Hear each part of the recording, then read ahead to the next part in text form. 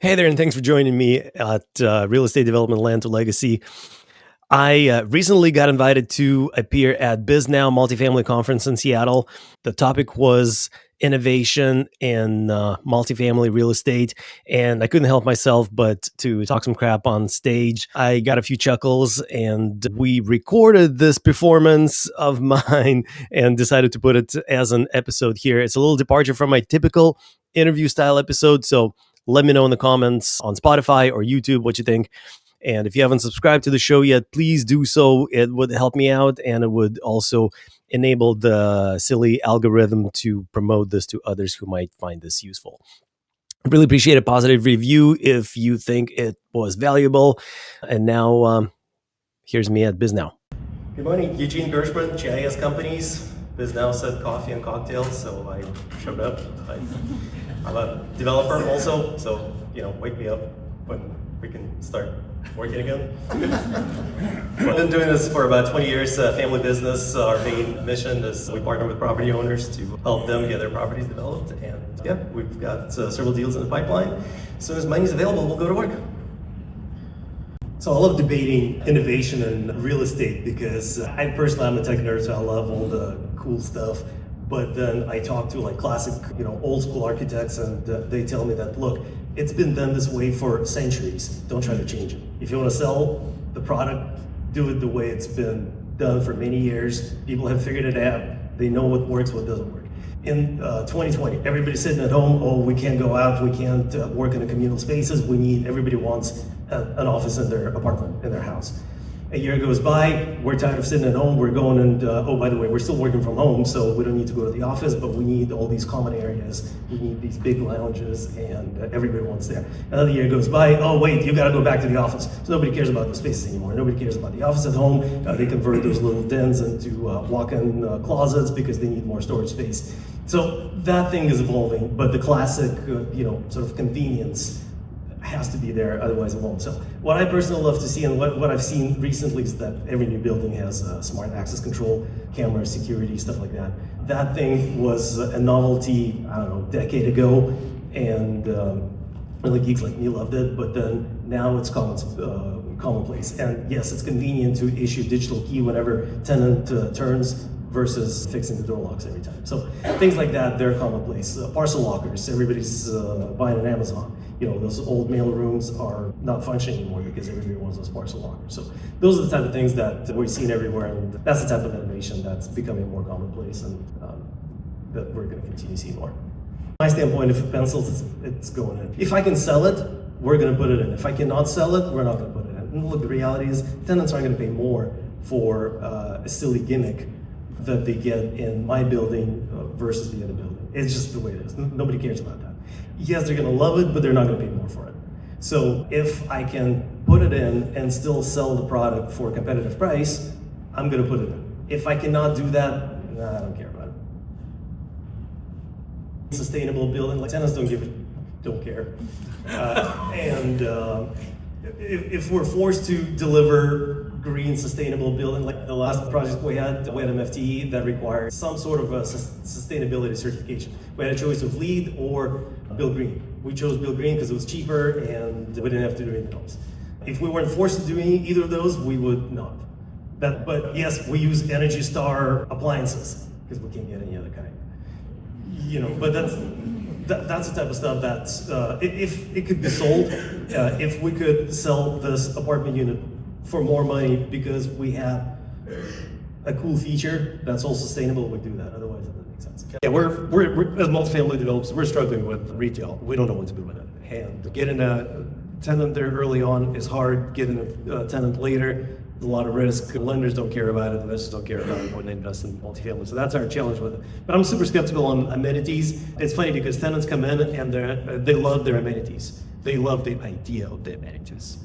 They all say, oh my God, this building has a gym, I'm totally gonna work out. Yeah, 10% of them do. Reality is, the crappy little gym in your apartment building is still worse than LA Fitness across the street. It costs $30 a month. And it's a way better gym than whatever this apartment building has. So that's kind of the game. But people love the idea, oh my God, I'm gonna have the gym.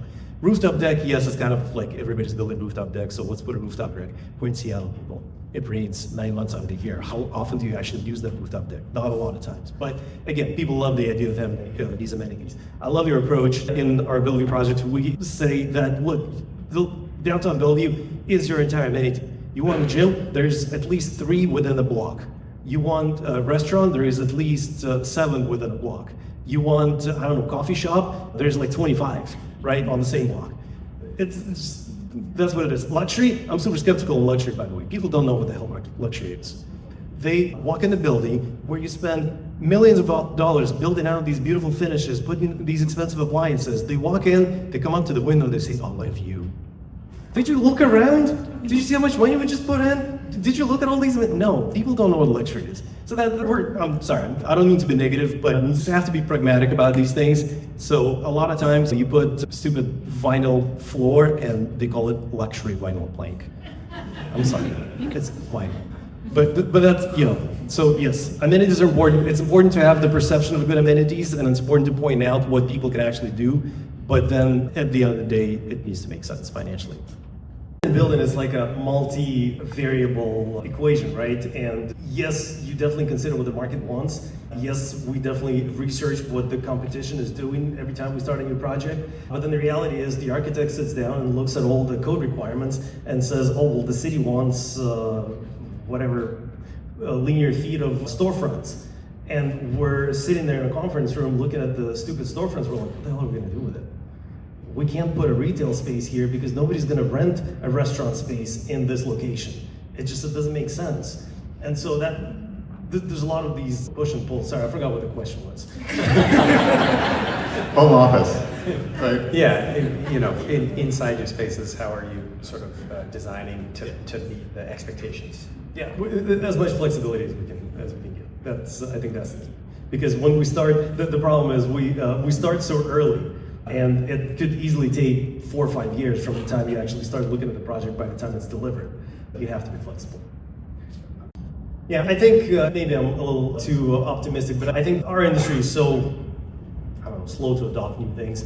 But where I see things, or at least hope things changing, is streamlining processes, streamlining design, streamlining construction. So I would like to see more prefab structures, more modular structures. I want to see buildings built faster and probably more standardized so that we could deliver the projects faster. That's where I would like to see, and it's not going to happen tomorrow. It's still too early in this country, this market, but 10 years from now, definitely see more of that type of product, especially in multifamily hospitality being built. Amenities you might not be as high on, or you just think people fantasize way more than they actually execute on. What value, and this is for all of you, what value do you place on technological amenities like fiber internet, managed Wi-Fi, smart home devices, etc.? If I have to pay $100 a month to Comcast to get my cable and internet, that's the value. If it comes free with my apartment, well, here's a $100 savings. So you can compare apples to apples, and you could sell it to the tenant. But it also has to be comparable, right? If I am using a shared Wi-Fi and my speed decreases or my security decreases somehow, or it makes it more complicated, then people will cancel that the next month or stop using it and sign up for their personal private fiber cable or whatever. So it needs to be comparable. Access control, people would love having access control, they're not going to pay extra for it. So yes, everybody loves the idea of having a smartphone where they could invite a guest in, buzz the guest in, receive mail, they're not going to pay extra for it. So it has to be, if you can get it to pencil so that it doesn't change the mathematics, your pro forma, then it's a no-brainer. Otherwise, you can't sell it. Permitting timeline, simple. If it takes 2 years to design, permit a building, that all goes into the cost of construction, because you have to escalate, you have to program for the cost escalation of just regular inflation. And we're not even talking about the crazy inflation that we had over the last couple of years.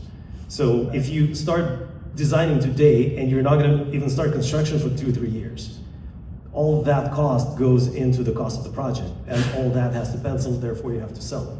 So that's the biggest thing. If we could eliminate that barrier of entry, and if we could start construction as soon as the building is designed, and that's what I'm talking about, using more typical designs. Take an off-the-shelf design. I'm talking about, maybe not these pretty expensive downtown buildings, but something that's more common. If you could take an off-the-shelf design, attach it to the site, and be in the ground in the next 3 months, that will save a ton of money. And as soon as you increase that supply, it's a simple supply and demand equation. Real estate development.